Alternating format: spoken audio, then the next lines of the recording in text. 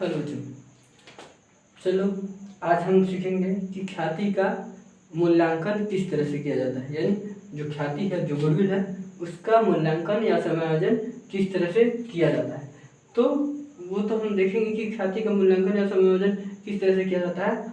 जो मेन है उसमें है प्राप्ति और त्याग अनुपात, कि हम किस तरह से प्राप्ति और त्याग अनुपात निकाल के ख्याति का समायोजन करेंगे। तो चलो देख लेते हैं।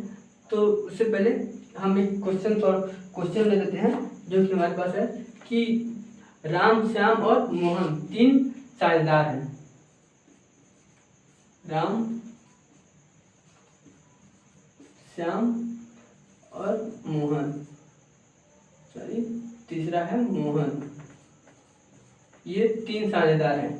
इनका जो लाभ विभाजन अनुपात है, यानी जो ये आपस में लाभ विभाजन करते हैं, वो बराबर अनुपात में विभाजन करते हैं। यानी जो इनका लाभ विभाजन अनुपात है, पुराना लाभ विभाजन अनुपात है, वो बराबर अनुपात में है। यानी कि जितना भी है उसका सबका एक एक है, यानी बराबर है। यानी अगर कहें तो 1/3 है, जितने साझेदार है उतना 1 2 3, तो 3 साझेदार है तो यानी 1/3, यानी एक एक का हिस्सा एक एक है। सब बराबर के लाभांश अनुपात के साझेदार है। यानी ये जो पुराना है, ये पुराना अनुपात 1:1 है, और जो नया अनुपात है वो 2 3 और 5 है। ये इनका नया अनुपात है, ये नया अनुपात है। यानी जो एक फर्म में राम, श्याम और मोहन तीन साझेदार हैं, उनका पुराना लाभांश अनुपात बराबर का है, और नया लाभांश अनुपात 2 3 और 5 का है। इसके साथ ही फर्म की ख्याति का मूल्यांकन 3 लाख रुपए की गई है। यानी जो फर्म की ख्याति है उसका जो मूल्यांकन है वो 3 लाख रुपए हुई है। फर्म की ख्याति का मूल्यांकन 3 लाख रुपए की गई है। अब हमें त्याग अनुपात और प्राप्ति अनुपात निकाल के ख्याति का समायोजन करना है कि किसको कितना ख्याति मिलेगी और किसको कितनी ख्याति देनी पड़ेगी। यानी कौन त्याग करेगा अपने हिस्से का और कौन प्राप्त करेगा, ये हमें निकालना है। तो चलिए देख लेते हैं कि किस तरह से हम निकाल सकते हैं त्याग अनुपात और प्राप्ति अनुपात। तो सबसे पहले हमारा जो त्याग और प्राप्ति अनुपात निकाला जाता है उसका फार्मूला क्या है। तो त्याग अनुपात का फार्मूला हम लगा लेते हैं पहले। त्याग अनुपात, तो त्याग अनुपात बराबर पुराना माइनस नया अनुपात।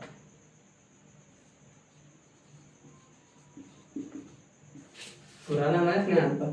अब जो हमारा पुराना अनुपात है वो बराबर का है, यानी जितना भी होगा वो तीनों का हिस्सा सेम बराबर होगा। तो हम देख लेते हैं कितने साझेदार, यानी 1 2 3 साझेदार। तो जो राम का हिस्सा होगा तीनों में से वो 1/3 है, क्योंकि 3 साझेदार है और तीनों का हिस्सा बराबर है पुराना अनुपात।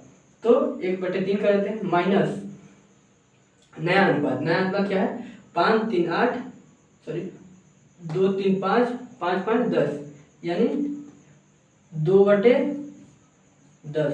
ये राम का हिस्सा है, ये 1/3 राम का हिस्सा है क्योंकि वो बराबर के साझेदार है, और 2/10 है क्योंकि ये इनका नया लाभ विभाजन अनुपात है।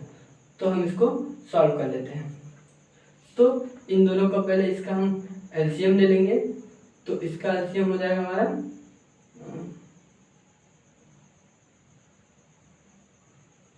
सीधे हम गुणा कर लेते हैं। तो इसका एलसीएम हम 30 ले लेते हैं। इसका एलसीएम 30 हो जाएगा, 10 के 30 गुणा कर लेते हैं। अब हमें 3 का बढ़ाना इतना बढ़ना है कि 30 से ज़्यादा ना जाए, और जितना आएगा उसका गुणा ऊपर वाले से करना है। तो 3 का जब हम 30 में भाग देंगे तो 10 आएगा। तो 10 का गुणा आप इस एक से करेंगे, यानी जो नीचे जिसका भाग दे रहे हैं हम, जो बटे में है 3, इसका भाग देने पे जो आएगा उसके ऊपर वाली संख्या के साथ गुणा हो जाएगा। तो 3 का जब 30 में भाग देंगे तो 10 आएगा, और उस 10 का गुणा इस एक के साथ कर दिया जाएगा, और जो आएगा वो यहाँ इसके ऊपर में लिख दिया जाएगा। तो जैसा कि यहाँ 3 से भाग देने पे 10 आया, और 10 का गुणा 1 में किए तो 10 एकम 10 ही आया। तो ये 10 हो गया। प्लस माइनस का चिन्ह है तो माइनस का चिन्ह लगाते हैं। अब तो ये तो सॉल्व हो गया। अब इसके बाद इसकी वैल्यू, तो जब 10 का भाग 30 में देंगे तो 3 आएगा, 3 बचेगा और उस 3 का गुणा इस 2 के साथ हो जाएगा, यानी 10 के ऊपर वाले के साथ हो जाएगा। तो 3 का गुणा 2 में करेंगे तो 3 दूनी 6 आता है, 6।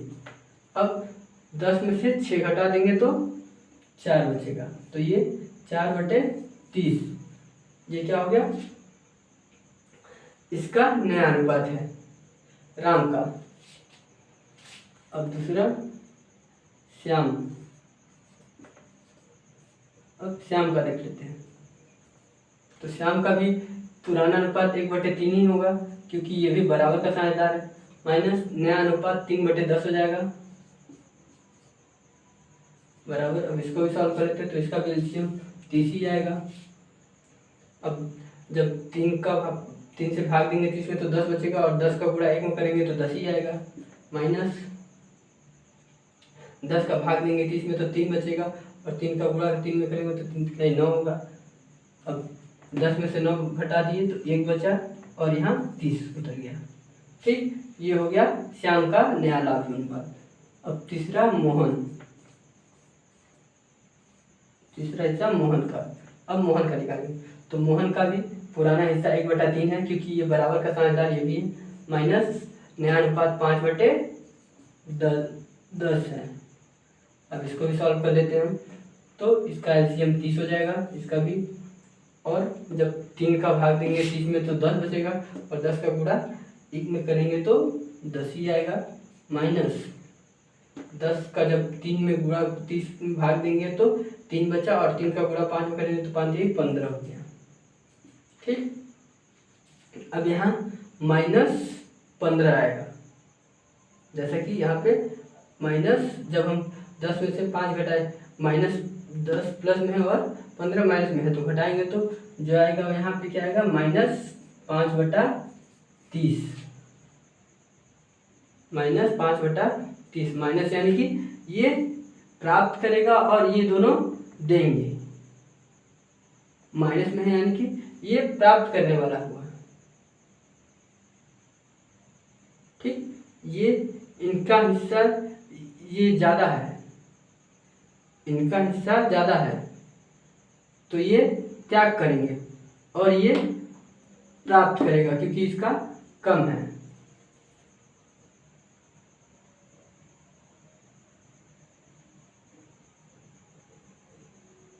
सॉरी, ये 10, सॉरी 1 मिनट,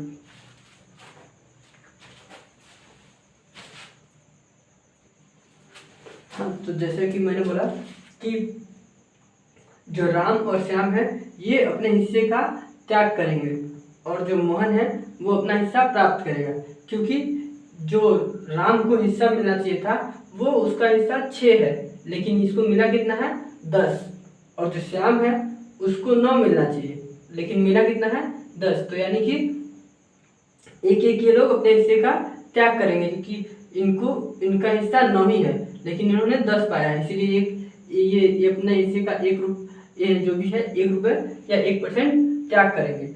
और जो मोहन है, मोहन का हिस्सा जो है वो इसका हिस्सा 15 रुपये है, लेकिन ये सिर्फ 10 ही पाया है, तो ये 5 और पाएगा तब जाके इसका हिस्सा पूरा होगा। तो ये दोनों राम और श्याम मिलकर अपने हिस्से से त्याग करेंगे और जो मोहन है वो अपने हिस्से से प्राप्त करेगा, तब जाके इनका हिस्सा बराबर होगा। ठीक, तो ये तो इनका नया लाभ अनुपात हो गया, नया लाभ अनुपात हो गया, यानी ये इनका प्राप्ति अनुपात, ये इनका त्याग अनुपात और ये प्राप्ति अनुपात। अब जो ख्याति का समायोजन है वो देख लेते हैं कि ख्याति का समाधान किस तरह से किया जाए। तो हमारे जो ख्याति का मूल्यांकन है वो 3 लाख रुपए है। तो मोहन जो है, जो मोहन का हिस्से का ख्याति आएगी वही इन दोनों को पूरा करना होगा, यानी वो हिस्सा जो मोहन के हिस्से में ख्याति आएगी वो ये दोनों आपस में मिलकर देंगे, तो उसे ख्याति का समायोजन कहते हैं। तो देख लेते हैं कैसे। तो जो 3 लाख रुपए है, 3 लाख ख्याति का मूल्य जो 3 लाख आंका गया है, कि ये 3 लाख गुणे मोहन का जो हिस्सा है, ये माइनस नहीं लिखा जाता है इसमें, ये मैंने समझाने के लिए लिख दिया, लेकिन माइनस नहीं लिखा जाता है। तो ये जो मोहन का हिस्सा है वो अपने हिस्से का ख्याति इनसे लेगा, ठीक। तो ये उसके मोहन के हिस्से की ख्याति निकालने के लिए त्याग और प्राप्ति अनुपात निकाला है। तो इसके हिस्से को हम यहाँ पे रख देंगे। तो अब इसे सॉल्व कर लेंगे, जो भी इसके हिस्से में आएगा उस हिस्से की भरपाई ये दोनों मिलकर आपस में करेंगे। तो चलिए हम इसको सॉल्व करते हैं। 1 0 से 1 0 कट जाएगा, 3 से 3 कट जाएगा, तो बचेगा हमारे पास 10,000। अब 10 का गुणा 5 में करेंगे तो 10 बचे 50,000, यानी जो ये 50,000 है ये मोहन के हिस्से की ख्याति है, यानी मोहन को कितना मिलना चाहिए? 50,000। ये मोहन के हिस्से की ख्याति है जो इसे प्राप्त होगा, ठीक। तो ये जो 50,000 मोहन की हिस्से की ख्याति है ये देंगे कौन? ये राम और श्याम मिल कर देंगे, ठीक। तो इसे भी ये जो 50,000 है इसको भी बांटने का 2 तरीका है। या तो हम इस 50,000 में इसको जो इन दोनों का ऊपर वाला हिस्सा है सिर्फ इसको जोड़ के निकाल सकते हैं, या फिर इनका भी अलग अलग मान इन 3 लाख की जगह ये जो 5/30 है इसकी जगह इसको रख के इस राम का हिस्सा निकाल सकते हैं, और ऐसे ही इस 1/30 को यहाँ 5/30 की जगह रख के श्याम का हिस्सा निकाल सकते हैं, तो भी उतना ही आएगा। और अगर हम ये नहीं चाहते तो एक और तरीका है, इसको और इसको जोड़ लेंगे, जो आएगा वो बटे में करके, और इनके हिस्से की ख्याति निकाल सकते हैं। तो हम देख लेते हैं कि दोनों तरीके से किस तरह से हम ख्याति निकाल सकते हैं जो कि मोहन के हिस्से को प्राप्त होगा, यानी जो मोहन को प्राप्त होगा उस हिस्से की ख्याति को करना हम दोनों तरीके से देख सकते हैं कैसे की जाती है। तो पहला तरीका हम देख लेते हैं कि इसको और इसको जोड़ने के बाद मतलब इन दोनों का सिर्फ हिस्सा जोड़ के किस तरह से निकाली जाती है ख्याति। तो जैसा कि राम का हिस्सा 4 है और मोहन का हिस्सा 5 है, तो 4 1 5। तो जब राम का हम निकाल रहे हैं राम का हिस्सा, तो 4 1 5 हो जाएगा, 4/5, क्योंकि 2 ही लोगों का निकालना है हमें, क्योंकि दो ही लोग त्याग कर रहे हैं, इसलिए 2 ही लोगों के हिस्से को जोड़ के ही इनके हिस्से की ख्याति निकाली जाएगी कि कौन कितना त्याग करेगा। तो जब हम 5 का भाग देंगे, 5 एकम 5, यानी ये 10,000 आ गया। तो जब 10 का गुणा 4 में करेंगे तो जो 40, ये 40,000 आ गया किसका? राम का हिस्सा। अब श्याम का हिस्से की ख्याति करना, श्याम के हिस्से की ख्याति भी इसी तरह कर देंगे, 50,000 गुणे 1/5, क्योंकि इसका हिस्सा 1 है और इन दोनों का जोड़ 5 आएगा।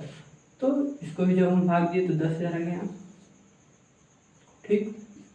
अब 10 का गुणा 1 में करेंगे तो 10 ही आएगा। तो इस तरह से ये इनकी त्याग है, इनके द्वारा किया जाएगा त्याग, ये इनके त्याग का हिस्सा है, यानी 40,000 राम और 10,000 श्याम त्याग करेगा और मोहन 50,000 प्राप्त करेगा। अब हम देख लेते हैं कि इस तरीके से ना निकाल के इस तरह से 3 लाख पे किस तरह से राम और श्याम के हिस्से की ख्याति की गणना की जा सकती है, कि किस तरह से ये 3 लाख के आधार पे उनके त्याग की गई ख्याति की गणना की जा सकती है। तो यहाँ पे हम मोहन का निकाल चुके हैं 30,000 रुपये 3 लाख के ऊपर रख के। अब यहाँ पे हम राम का देख लेते हैं, तो 3 लाख गुणे ये जो राम का हिस्सा है 4/30, इसको पूरा रख देंगे यहाँ पे। तो 4/30 रख दिया हमने, तो 30 से 30 कट गया, यानी 1 बचा, 0 0 0, 4 0 बचे, तो उतार दिया। अब 10 का गुणा 4 में कर देंगे तो 10 से 40, ये हो गया राम का हिस्सा। अब श्याम का हिस्सा भी इसी तरह निकाल लेंगे, 3 लाख गुणे ये जो 1/30 है, अब इसको यहाँ रख देंगे, 1/30 रखेंगे, क्योंकि जो श्याम के हिस्से की ख्याति है वो 1/30 ही है। तो 1/30 हो गया। अब 30 से 30 को काट दिए, 1 बचा और बचे 4 0 उतार दिए। और जब 10,000 का गुणा एक में करेंगे तो 10,000 ही आएगा। ठीक, तो ये हो गया श्याम के हिस्से की ख्याति। तो ये इसके द्वारा त्याग किया जाएगा, ये इसके द्वारा त्याग किया जाएगा। यानी इस तरह से भी हम इनके द्वारा त्याग की गई ख्याति की गणना कर सकते हैं, जो कि है या तो हम मोहन की प्राप्त की हुई ख्याति के आधार पर करें, या फिर जो टोटल मूल्यांकन की गई ख्याति जो यानी जो फर्म की कुल मूल्यांकित ख्याति है उसके आधार पर भी हम ख्याति की गणना कर सकते हैं कि कौन कितना पा रहा है और कौन कितना त्याग कर रहा है। तो आज के लिए बस इतना ही। अगर वीडियो पसंद आए तो लाइक शेयर कमेंट जरूर करें। Thank you.